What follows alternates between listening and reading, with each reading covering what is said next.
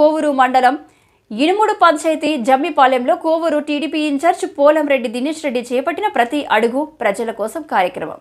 దీనిలో భాగంగా జమ్మిపాలెంకి చెందిన దార్ల శ్రీధర్ తన అనుచరులతో దినేష్ రెడ్డి సమక్షంలో టీడీపీలో చేరారు.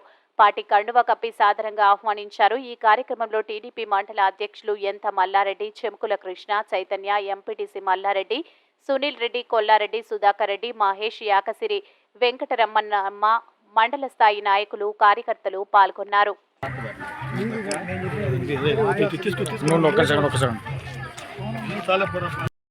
కనీసం ఇవాళ ఇరిగేషన్ ప్రాజెక్ట్స్లో ఏదైతే మనకి మరమ్మత్తు పనులు చేయకుండా అవసరమైన చర్యలు చేపట్టకుండా గుర్రపు డెక్క ఇవన్నీ కూడా పెరిగిపోయి కనీసం ఆ చిన్న పనులు కూడా చేయలేని దుస్థితిలోకి ఇవాళ జగన్మోహన్ రెడ్డి గారు వెళ్ళిపోయారు. ఇవాళ జగన్మోహన్ రెడ్డి గారికి వాళ్ళ ఎమ్మెల్యేలపై నమ్మకం లేదు. అయితే రాష్ట్ర ప్రజలందరూ చెప్పారంటే మాకు నీ మీద నమ్మకం లేదు జగన్మోహన్ రెడ్డి, నువ్వు దిగిపో, నువ్వు ఎప్పుడెప్పుడు దిగిపోతావు అని చెప్పి రాష్ట్ర ప్రజలందరూ కూడా ఎదురు చూస్తున్నారు. అందరూ ప్రజలు వేచి చూస్తున్నారు. ఎలక్షన్ టైం ఎప్పుడు వస్తుంది, ఈ ప్రజాప్రతినిధులు వస్తే వాళ్ళందరూ కూడా తిరిగి కొట్టాలి, వాళ్ళందరూ కూడా ప్రశ్నించాలని చెప్పి అందరూ కూడా ఎదురు చూస్తున్నారు. రాబోయే రోజుల్లో తెలుగుదేశం పార్టీకి పట్టకట్టబోతున్నారు.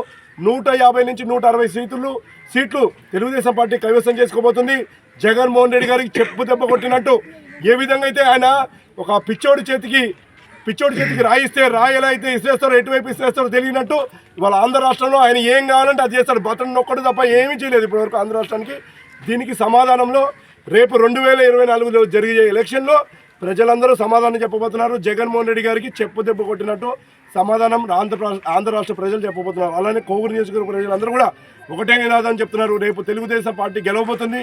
ఆ తెలుగుదేశం పార్టీ జెండా కోవూరు నియోజకవర్గంలో ఎగరబోతుంది. అలానే మన ముఖ్యమంత్రిగా నారా చంద్రబాబు గారు కాబోతున్నారు అందరూ కూడా చెప్తున్నారు. వాళ్ళందరి మద్దతుతో ప్రజాప్రభుత్వం తెలుగుదేశం పార్టీ ఏర్పడిపోతుంది అని చెప్పి ఈ సందర్భంగా తెలియజేస్తూ సెలవు తీసుకుంటాం. ఓకేనా? అందరికీ నమస్కారం.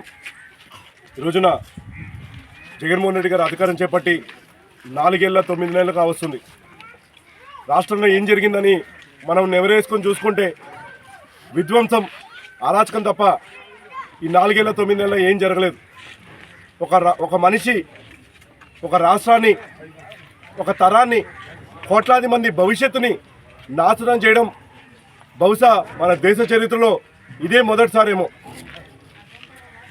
జగన్మోహన్ రెడ్డి గారు అధికారం చేపట్టిన తర్వాత ప్రజావేదిక నుంచి మొదలుపెట్టిన కూల్చివేత ఇవాళ ఆంధ్ర రాష్ట్రాన్ని మొత్తాన్ని కూడా అట్టడుగు స్థాయిలోకి తీసుకెళ్లి జగన్మోహన్ రెడ్డి గారు పైచాచిక ఆనందం పొందుతున్నారు. ఒక పక్కన రైతాంగం చూస్తుంటే రైతులు మెడకి ఉరేసుకుంటున్నారు. అలానే ఇరిగేషన్ ప్రాజెక్ట్స్ అన్నీ కూడా ఎక్కడికక్కడ వదిలేయడం జరిగింది. గతంలో తెలుగుదేశం పార్టీ అధికారంలో వచ్చే పథకాలన్నీ కూడా రద్దు చేశారు. రైతులకు ఇచ్చే పథకాలన్నీ, సబ్సిడీలు ఇచ్చే పథకాలన్నీ కూడా రద్దు చేయడం జరిగింది.